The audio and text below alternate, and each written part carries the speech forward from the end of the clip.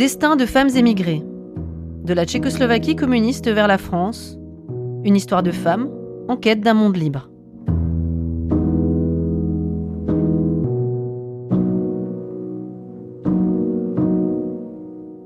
Je suis née en Tchécoslovaquie, aujourd'hui dans la partie qui est aujourd'hui la République tchèque. Et je suis née à Plzeň. Alors je suis née d'une mère polonaise qui est née en France, dans le nord de la France. Son père était mineur, mais qui est décédé très très jeune parce que les mines, c'est comme ça, on n'y passe pas beaucoup de temps parfois. Et elle est venue après la guerre à Paris, puisque pendant la guerre, elle travaillait en Allemagne, elle était au travail obligatoire en Allemagne. Elle est venue à Paris où elle était au pair. Et c'est là qu'elle a rencontré mon père qui était invité à dîner chez un industriel français, puisque mon père était le dernier directeur de la chambre de commerce de Plzeň. Et mon père, qui était à l'époque célibataire, ils ont une relation peut-être ici, je ne sais pas plus quoi, comment, voilà. Mais je sais que ma mère est partie le rejoindre vers peut-être début 47. Elle a fait un séjour en République tchèque, elle est revenue. Et après, elle est partie définitivement peut-être vers 48, avant la mise en place du régime communiste, ou juste au tout début. Elle est repartie là-bas, donc elle est partie vivre avec lui dans son appartement, voilà, s'installer avec lui dans son appartement. Mon père était bilingue. Après le bac en République tchèque, il est parti au lycée de Dijon. Là, il a passé 1 an à apprendre le français. Et après, il était à Nancy, où il a fait son droit à Nancy. D'accord ? Et puis, il s'est orienté vers le droit commercial. Bon, le problème c'est qu'à partir de 1950, la chambre de commerce avait fermé, toutes les chambres de commerce avaient fermé en Tchécoslovaquie. Et lui a été puni et il a travaillé dans des bureaux. D'accord ? Il a même travaillé comme comptable, ce qui ne convenait absolument pas. La situation de la famille, pas simple. Pas simple parce que mon père il parlait 9 langues. Donc, il avait tout le temps la pression de la part des services secrets sur lui. On a toujours vécu avec la pression des services secrets.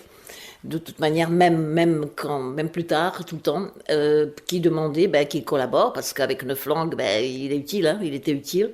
Alors, je crois qu'il jonglait avec. Il voulait pas, mais il était obligé quand même de jongler avec. Je crois qu'il n'avait pas le choix. Je me suis retrouvée un jour à Prague avec lui et il allait pour la délégation du Vietnam du Nord qui était venue à Prague parce qu'il venait chercher des armes. C'était au moment du conflit avec la France, voilà. Donc il a été appelé pour faire la traduction. J'en sais pas plus, mais je sais que c'était ça, c'est ce que j'ai saisi. Il faut savoir que mes parents, quand ils voulaient pas que je comprenne ce qui se passe, devant moi, il parlait anglais. À savoir aussi qu'on a tout le temps écouté les radios françaises, celles qu'on arrivait à capter. Eux, ils écoutaient des fois aussi des radios anglaises. Je pense que c'était surtout la radio américaine de l'armée américaine qui était en Allemagne, ils écoutaient ça. Je veux dire, ça, c'était l'ambiance un petit peu politique.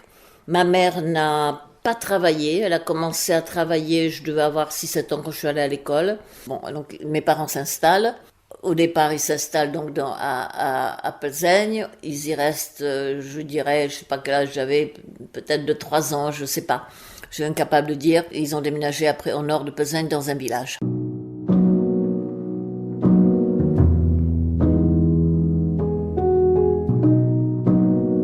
Alors, quelques années après, donc, on habitait à la campagne, partageait une maison à la campagne avec des voisins, on était au premier étage. C'était pas une maison très, très, très bien chauffée. On avait quand même assez souvent froid. Et, l'avantage qu'elle avait, c'est qu'elle était à côté de la gare. Donc, mon père pouvait aller repartir travailler à Plzeň comme il voulait parce il était à 5 minutes de la gare. Et ma mère est partie travailler dans ce même village. Il y avait un entrepôt important pour la région de textiles, ça veut dire de vêtements, de tous les vêtements textiles. Et ma mère est partie travailler dans cet entrepôt. Je devais avoir à peu près peut-être 5 ans, 6 ans au moment où j'allais à l'école. Parce que je suis jamais allée à l'école maternelle, donc j'étais à l'école. Donc elle travaillait dans cet entrepôt et elle était comme comptable.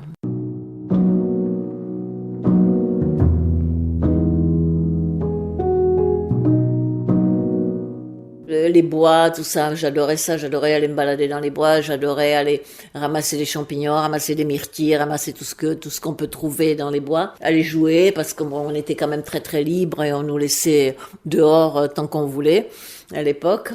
Mais quand j'ai commencé à aller à l'école vers vers les années 58, donc au moment où la guerre d'Algérie prenait forme et où on en parlait à l'étranger, j'ai commencé à avoir des problèmes à l'école qui étaient importants avec d'autres enfants, des garçons qui m'attendaient à la sortie de l'école planquée et qui m'attrapaient et qui me tapaient dessus, qui me cognaient en me traitant de pute française.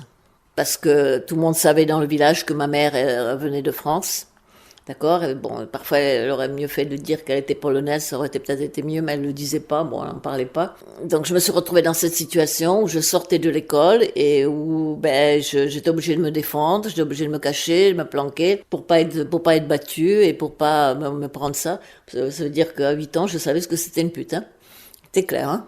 Voilà. Mais, après, j'ai réfléchi en me disant pourquoi ça s'est passé. Alors, je pense qu'ils le savaient à la part des parents.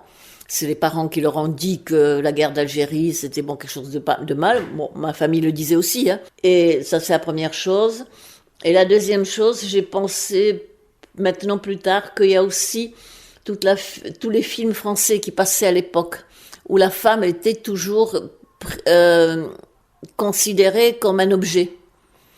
Que voilà, les films français, c'est de toute cette époque, on prend Gabin, on prend tous ces acteurs-là, et les femmes étaient toujours un petit peu un rôle un peu particulier comme un objet, ce qui n'était pas le cas de la femme tchèque qui était bon, très vite indépendante. Bon, il faut quand même savoir que le droit de vote en France, c'est 1946.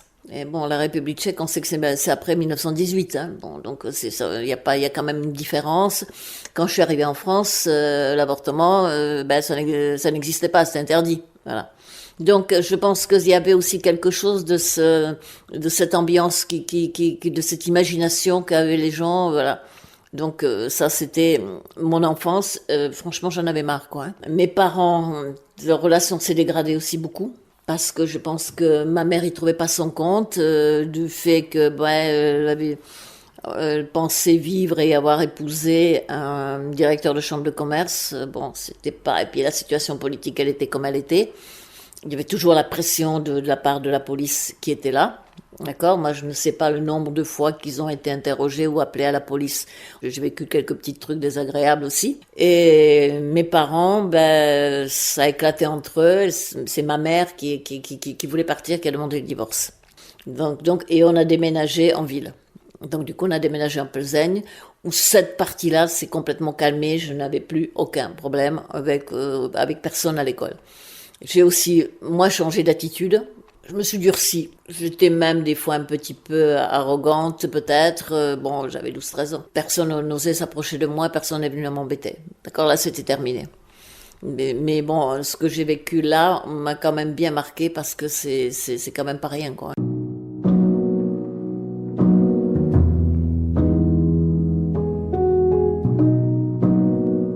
À Plzeň, on vivait dans un studio, donc on vivait dans une seule pièce. Je suis allée à l'école. Et j'ai fini mes 9 années d'école obligatoire à Plzeň. Voilà, bon, je commençais à comprendre dès mes 13 ans que j'ai intérêt à faire attention. À quoi, comment. Je savais que j'étais bilingue.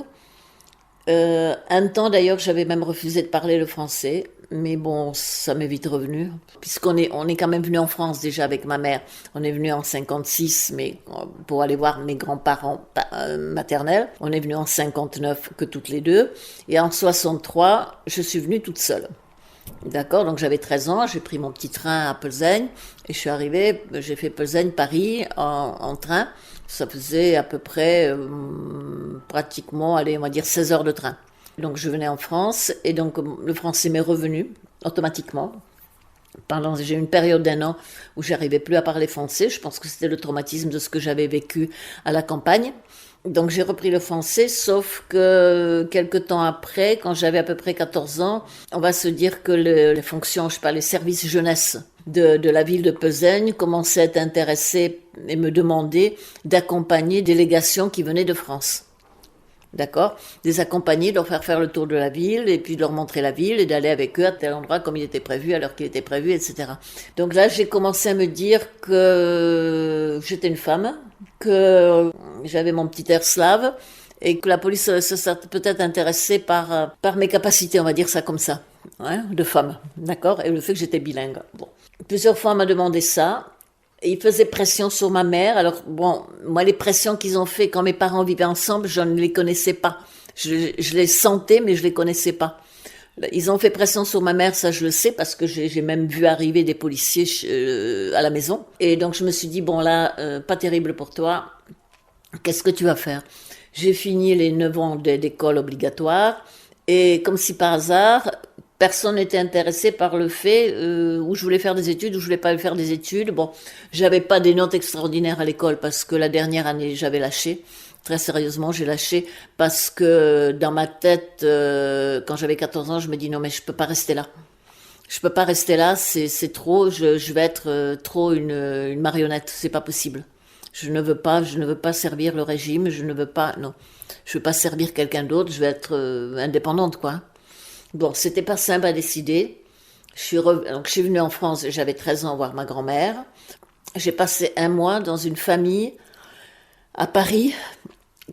Donc, ma mère connaissait le monsieur qu'elle a rencontré pendant la guerre en Allemagne, quand elle travaillait en Allemagne, qui était d'origine juive, qui avait perdu toute sa famille à Auschwitz, et avec qui elle avait gardé quand même un peu de contact.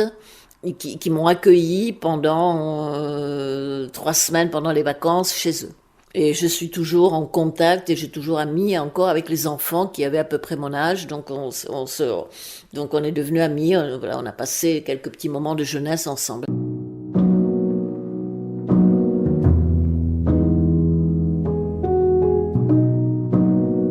Donc je suis venue à 13 ans, je suis venue à 14 ans et à 15 ans, je suis venue en disant très clairement à Antoine et à ma grand-mère, je ne rentre pas au pays. C'est fini, je ne rentre pas. En 1965, donc j'ai décidé j'avais une permission de venir en vacances voir ma grand-mère. Donc j'ai décidé que je ne revenais plus en Tchécoslovaquie, que je restais en France.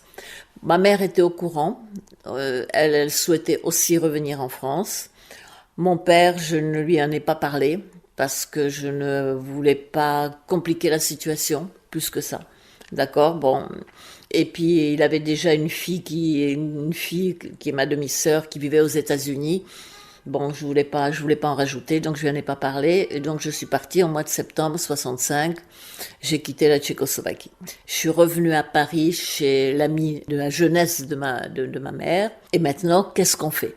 C'est une famille juive, hein, qui savait ce qu'était la vie, qui a donné déjà pendant la guerre.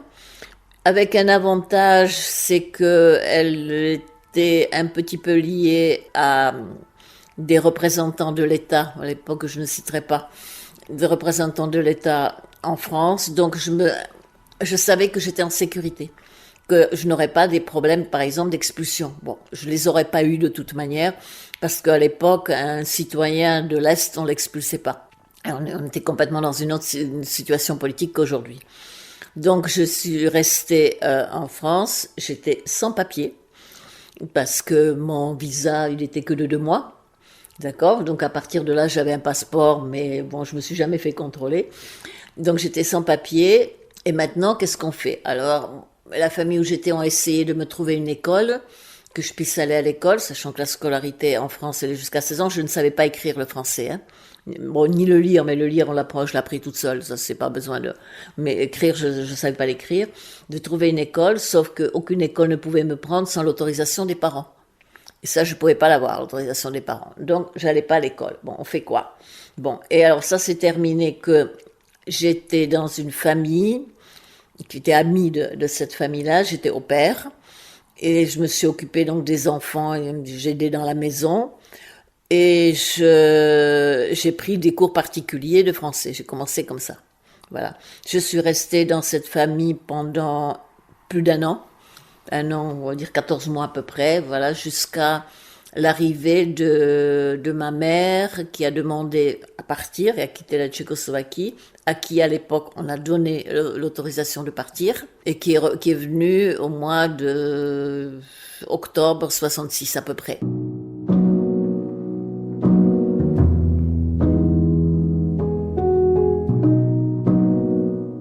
Plusieurs mois auparavant, j'allais dans l'association Sokol. Et c'est par le Sokol, dont j'en ai parlé, comme quoi ma mère est arrivée, qu'elle cherchait du travail et tout.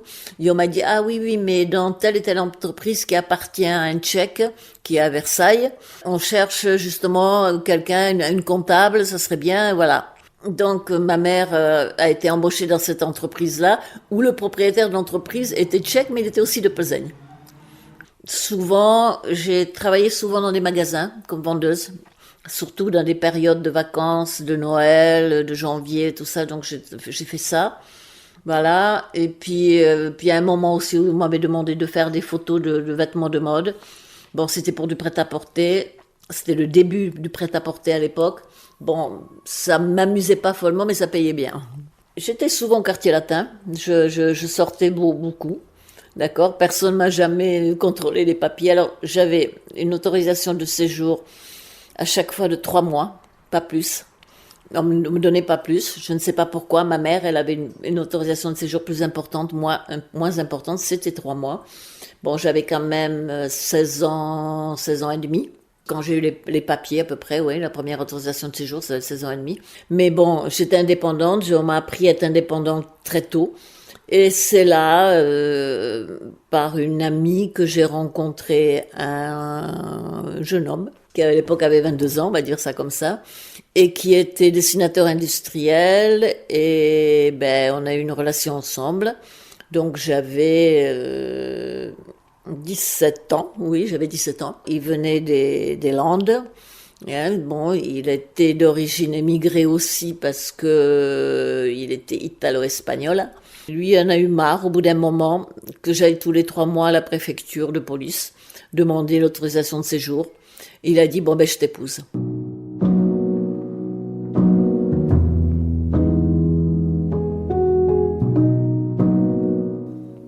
Et donc je me suis mariée, j'avais 17 ans et demi. Bon, il le comprenait parce qu'en tant que fils d'émigré, il comprenait la situation, quoi. On a vécu ensemble, on a vécu à Paris. Mais je lui dois une chose, c'est sûr que je lui dois le fait qui m'a permis d'avoir la nationalité française. On a eu 2 enfants ensemble, on a vécu 6 ans, 7 ans ensemble. Après, on s'est séparés. Donc, on a eu ensemble 2 enfants, qui sont 2 garçons, qui sont très bien, tous les 2. L'un est parti sur l'astronomie. Et il a une entreprise qui fabrique du matériel pour l'astronomie. Et l'autre, il est pianiste dans un orchestre plutôt genre jazz et professeur de piano dans un conservatoire. L'aîné est né à Paris, le second est né à Bordeaux, puisqu'on a déménagé à Bordeaux. Et puis, j'ai eu, par une amie, une qui m'a dit, ben écoute, là où je travaille, ils cherchent des éducateurs. C'est le système social français pour l'aide à la population. Et là, c'était des adolescentes qui vivaient dans un foyer. Et je suis restée en fait dans le métier de 22 ans à 41 ans. J'ai quitté le métier à 41 ans d'éducateur spécialisé.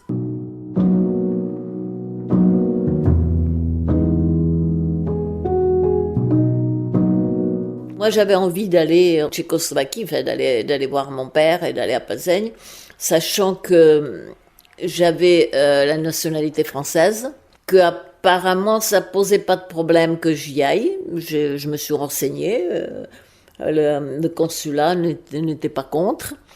Et ma mère m'avait trouvé des billets de train de gens qui étaient réfugiés et qui ne revenaient plus en Tchécoslovaquie. J'ai reçu ce billet de train, on avait deux, moi et mon mari. L'aller donc était payé par des gens, des émigrés.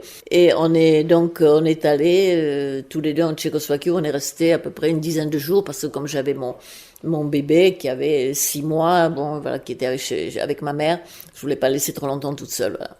Donc c'est là que je suis allée en Tchécoslovaquie. Mais à partir de 71, quand j'ai eu envie d'y retourner, ben c'était plus possible. Il faut que vous régularisez votre situation au ministère de l'Intérieur. D'accord, ben je passe par le consulat ici, je fais tout ce qu'il fallait par le consulat. Mon père s'en occupait aussi en République tchèque et ça a traîné comme ça jusqu'à sa mort en 77, où je n'ai jamais, donc entre 69 et 77, je n'ai jamais pu aller en Tchécoslovaquie. Au moment de sa mort, donc en 1977, quand il est décédé, et là j'ai carrément fait du chantage au consulat, c'est-à-dire que je me suis acheté un billet d'avion, j'habitais à l'époque à Bordeaux, on habitait déjà à Bordeaux, je suis allée au consulat en disant, bon voilà l'acte de décès de mon père, il va être enterré tel jour à Plzeň, etc. Est-ce que vous mettez un visa sur un passeport français, puisqu'il n'a pas réussi à régler, il n'a pas pu régler ma situation pour que je garde la nationalité tchécoslovaque, ou bien qu'on me dise que je suis sans nationalité, enfin je ne sais pas, bon, voilà. Alors là, ça a été toute une histoire au consulat où ils me disaient non. Et on était, après la signature des accords d'Helsinki, j'aurais dit, attendez, les accords d'Helsinki, la circulation des personnes et des idées. Et puis il y avait une deuxième chose sur laquelle j'ai joué, j'ai un petit peu menti, mais c'est pas grave. Je connaissais le directeur général de Libération, mais je n'étais pas vraiment sa copine, mais je le connaissais, d'accord, le journal Libération. Et je lui dis, ben si quelque part vous me donnez pas l'autorisation d'aller à l'enterrement de mon père, il y aura un article dans Libération. Voilà, et bon, c'était du chantage. Alors on m'a dit, revenez demain matin, à 11h. Alors je suis revenue à 10h du matin, et j'avais l'avion dans l'après-midi, dans la soirée. Bon, je suis revenue. Ah oui, on vous donne les visas exceptionnellement, mais il faut que vous réglez votre situation, Je dis, d'accord, très bien, je la réglerai. On m'a donné donc exceptionnellement un visa sur le passeport français, et je suis partie donc pour l'enterrement de mon père en Tchécoslovaquie à Plzeň.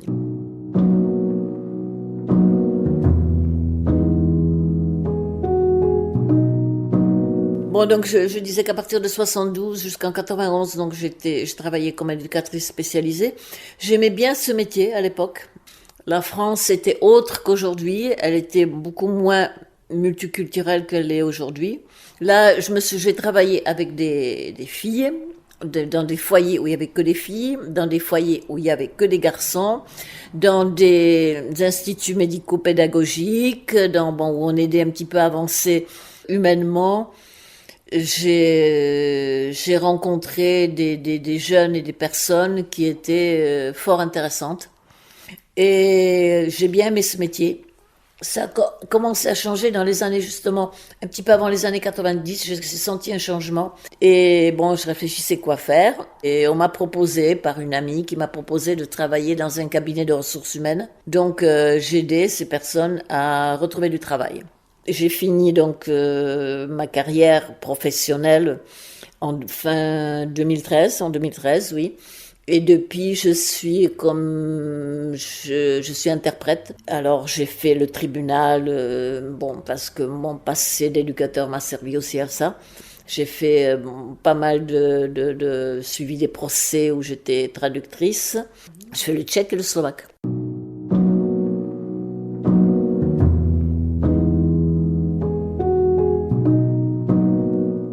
Mes enfants, alors, ils n'avaient pas trop envie d'apprendre le tchèque.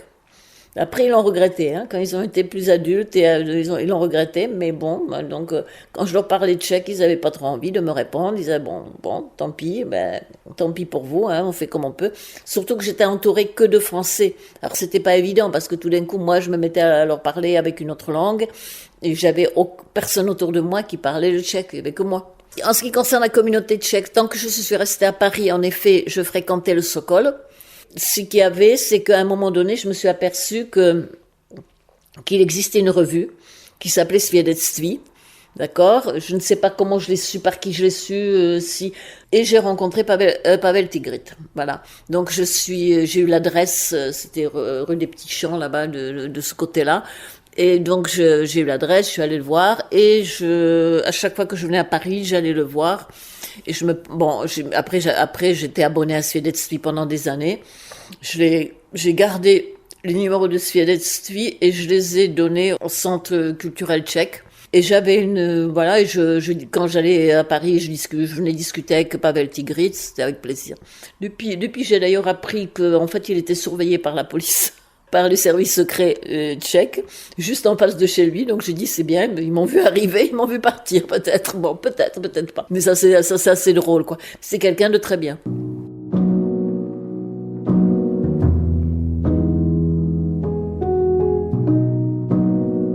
Je pense en tchèque. Je me considère, alors qu'est-ce que je suis?